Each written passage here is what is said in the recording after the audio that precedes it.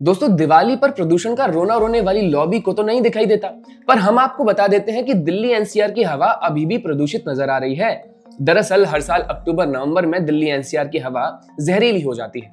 इसका एक प्रमुख कारण है पंजाब के खेतों में उठने वाली पराली का धुआं, यानी स्टबल बर्निंग। जिन लोगों को नहीं पता कि पराली क्या होता है, उन्हें हम बता दें कि पराली यानी धान कटाई के बाद बची हुई भूसी, जिसे किसान जल्दी खेती साफ करने के लिए जलाते हैं। दुख की बात है कि पराली हटाने के लिए 2025 में भी किसानों को उसे जलाना ही पड़ रहा है, जबकि कोर्ट ने भी इसे रोकने के लिए कह चुका है।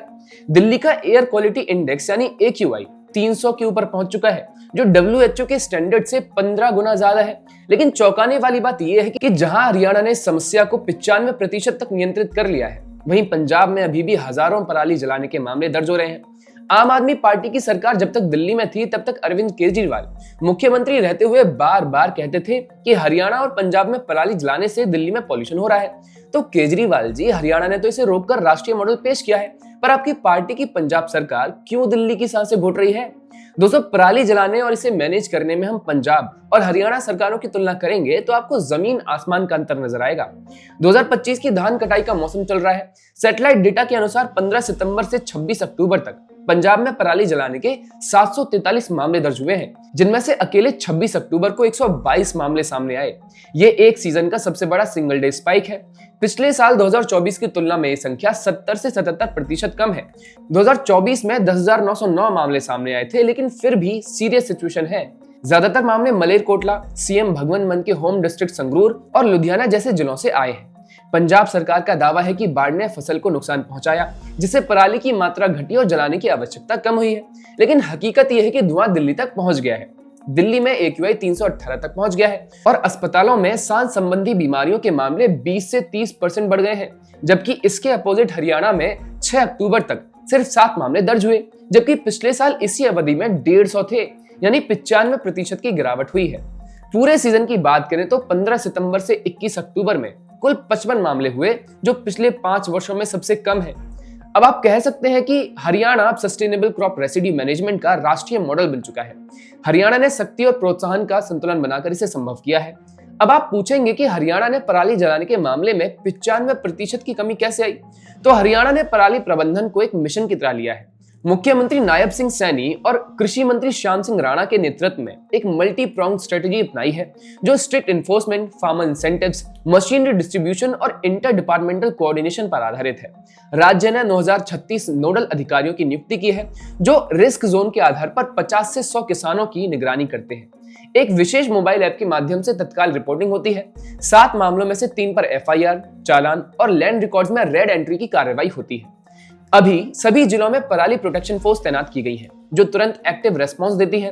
पोर्टल पर पंजीकृत 2 लाख से अधिक किसानों को साप्ताहिक MS अलर्ट भेजे जा रहे हैं, जिनमें सख्त कार्रवाई की चेतावनी दी जाती है। Crop residue management CRM machinery के डिस्ट्रीब्यूशन में भी हरियाणा ने नोटिसेबल काम किया है। 14,088 चयनित मशीनों से, जैसे सुपर सीडर, हैप्पी सीडर में से 94.74% की खरीद पूरी हो चुकी है और 7700 से ज्यादा यूनिट्स के बिल सब्सिडी वितरण के लिए अपलोड कर दिए गए हैं। फरीदाबाद, झज्जर और रोहतक जैसे जिलों में 98% से ज्यादा इसका एग्जीक्यूशन हुआ है, जिसमें 50 से 80% तक सब्सिडी दी जा रही है। किसानों को पराली प्रबंधन के लिए 1200 रुपए प्रति एकड़ और डायरेक्ट सीडिंग ऑफ राइस यानी DSR अपनाने पर 8,000 रुपए प्रति एकड़ का प्रोत्साहन दिया जा रहा है। दोस्तों, DSR न केवल पानी बचाता है, बल्कि पराली प्रबंधन का सरल बनाता है। एक दूरदर्शी कदम के रूप में हरियाणा ने Indian oil corporation limited IOCL के साथ साझेदारी की है।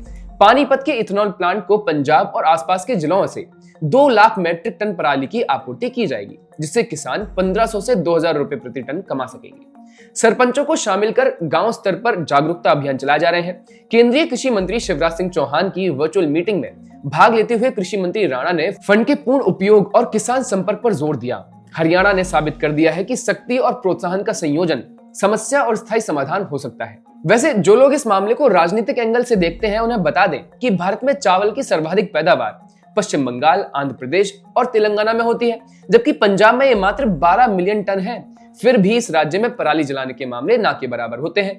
पंजाब में जल्दी खेत साफ करने के लिए पराली जलाना सुविधाजनक तो लगता है। हाँ, ये सरकार का काम है कि वो किसानों को हरियाणा सरकार की तरह DSR जैसे ऑप्शंस दे, तो शायद वो पराली जलाना कम कर दें।